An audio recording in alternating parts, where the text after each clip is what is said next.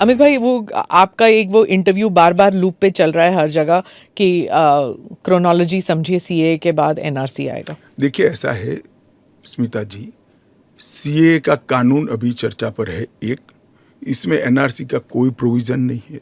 दो, इसमें किसी की नागरिकता छीनने का कोई प्रोविजन नहीं है। तीन, अगर विपक्ष को ये चाहिए कि उनसे चर्चा हो तो कोई भी कानून करने से पहले और बाद में संसद में चर्चा होती ही है।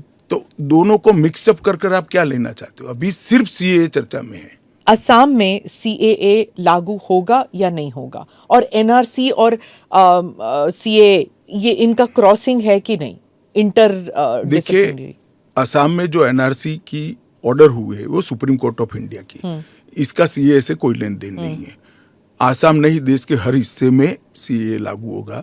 सिर्फ नॉर्थ ईस्ट के राज्य जहां पर दो प्रकार के विशेषाधिकार उनको दिए गए हैं, वो विशेषाधिकार के तहत जो राज्य आते हैं उनको ही सीए नहीं होगा।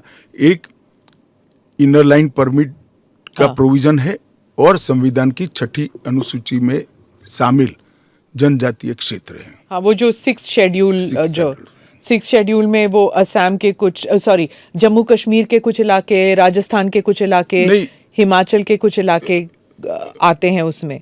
वहाँ नहीं लागू होगा, बाकी सब जगह लागू हो जाएगा। पर लोग नहीं जानते ना, क्योंकि कुछ साल वो यहाँ है, कुछ साल, और जो ट्राइबल इलाके हैं उनका जो कॉम्पोजिशन है वो बदलेगा नहीं सीए की वजह से? जरा भी नहीं बदलेगा। ट्राइबल कॉम्पोजिशन और उनके अधिकार को हम जरा भी डाइल्यूट नहीं कर रहे हैं। हमने एक्ट में ही प्रोविजन कर दिया है कि जहां पर भी इनर लाइन परमिट है और जहां संविधान की 6ठी सूची में जो क्षेत्र शामिल किए गए हैं, इन पर वहां पर सीए नहीं लागू होगा, और वहां के एड्रेस वाला एप्लीकेशन भी ऐप में अपलोड ही नहीं होता है।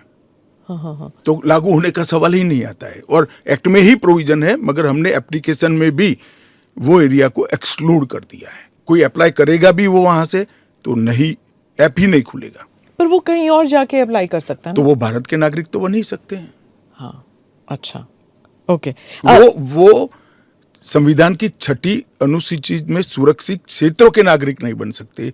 इनर लाइन परमिट से सुरक्षित क्षेत्रों के नागरिक नहीं बन सकते, वो भारत के नागरिक बन ही सकते हैं। सब्सक्राइब करें हमारा चैनल RTI News 24 और बेल आइकन दबाना ना भूलें, जिससे हर खबर आप तक पहुंचा सके हम सबसे पहले।